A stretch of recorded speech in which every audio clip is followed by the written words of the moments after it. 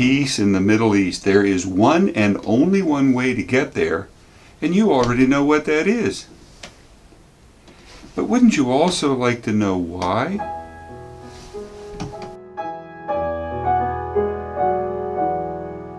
The Essence of Reality explores how the psyche which you are creates the reality you encounter.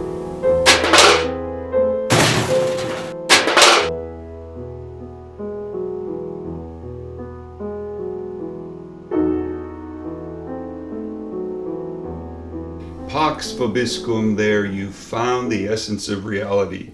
We explore consciousness here, the nature of your own existence, as in how life actually works. Common paradigms like religion and science simply don't describe experienced reality.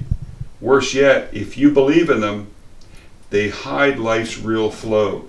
You create your life's qualities. No God does, no external power source does, you do. If you want to see how that works, listen with an open mind, and hey, come back. We've got a lot to talk about. This video looks at religion with a focus on political consequences. It's quite amusing to me when the latest outbreak of hostility actually breaks out in the Middle East.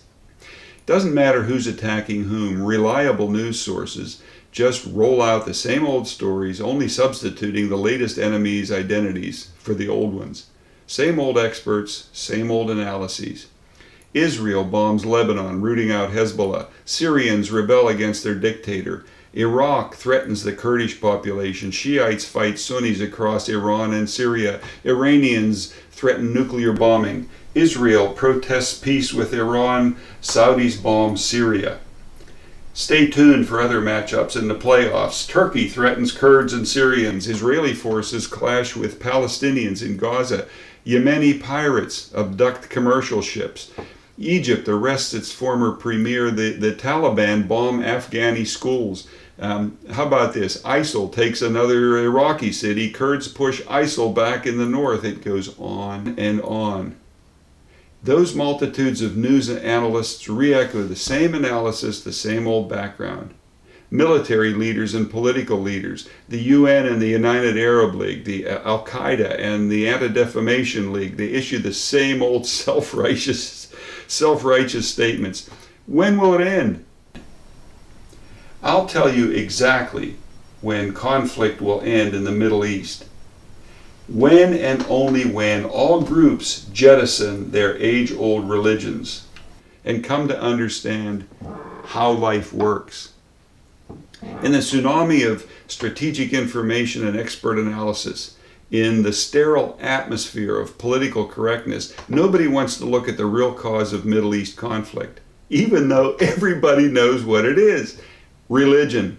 Did you get that? The cause of strife in the Middle East is religion. That should be obvious, but just why that's so is not what you think. The real problem lies much deeper than all those superficial experts, pundits, political leaders, and military advisors can delve.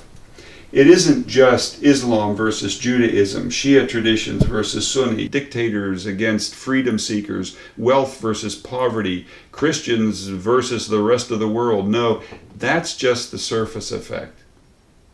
It has to do with psychology, phony explanations, and belief systems. If you want to look very deep into Middle East conflict, and you have an open mind, you're in for some enlightening perspectives. Tom Nair here, Exploring Consciousness. Insights here add to my website, my books, and hundreds of talks I've given to open-minded groups.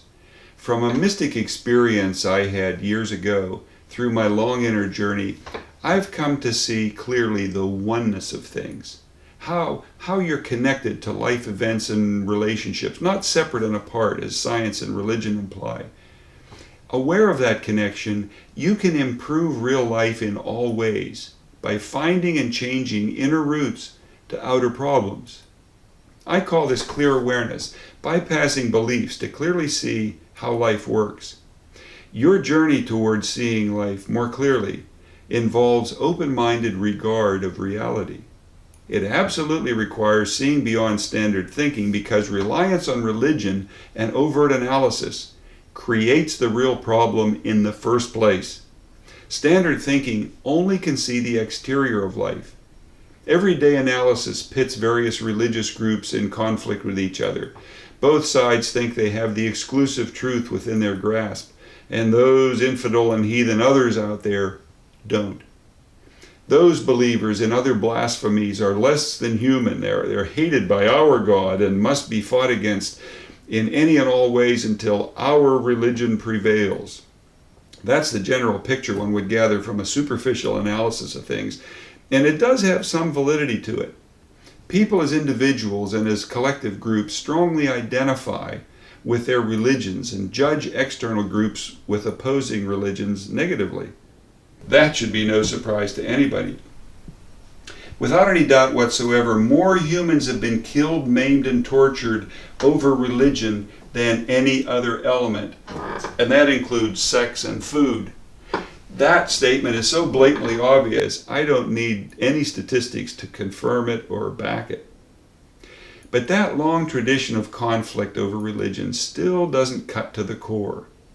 Factors much deeper are at play in life's unfolding, both on a personal level and on a collective scale, as greater numbers add impact.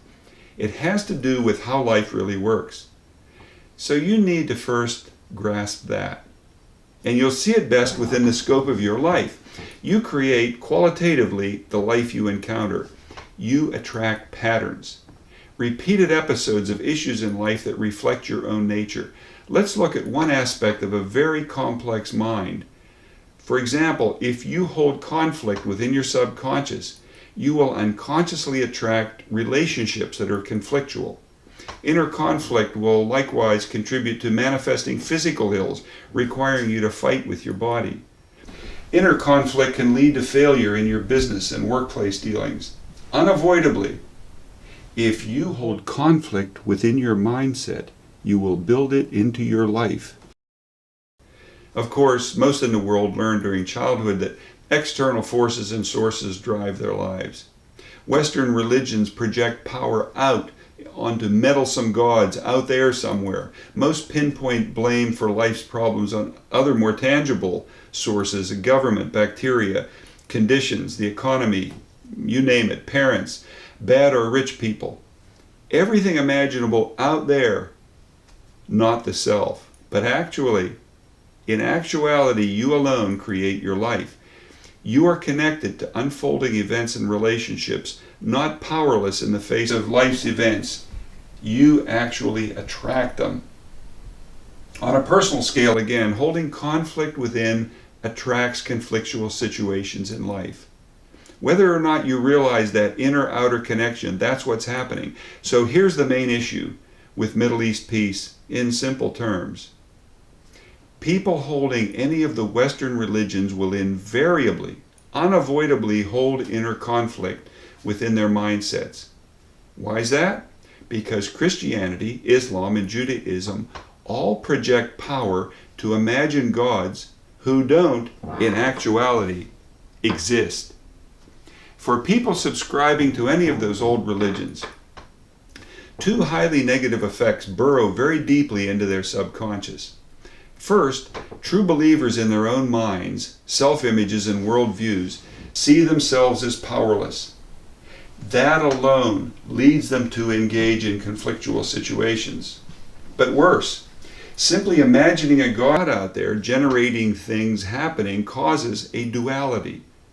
Believers automatically create a detachment in which that God inherently must oppose their own desires. Why? Because the believer and that God, according to held beliefs, cannot possibly have the same agenda. Did you get that? The faithful religionist and that magnificent, merciful, powerful, all-wonderful God held in imagination cannot possibly have the same interests, the same desires. So, believing that a God makes things happen produces inherent conflict on multiple levels within your subconscious. And as noted, conflict held within your mindset like that will always become manifested in real life. Thus, the most religious cultures, most fervently God-fearing and dogma-oriented, most devoted and believing, they are the most laced with conflict. And where, oh where, does one find the most intense religious verve on this planet? You got it, in the Middle East, where all of the Western religions are rooted in their archaic superstition. So peace will never happen in the Middle East until religion, all three of the big archaic boondoggles, is eliminated in favor of deeper understanding of life's simple essence. You create the reality you encounter. I hope that puts your mind at peace. Do come back, won't you? Lots more to cover.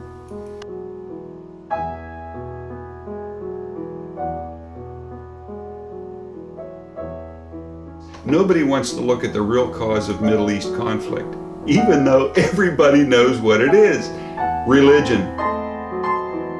The real problem has to do with psychology, phony explanations, and belief systems.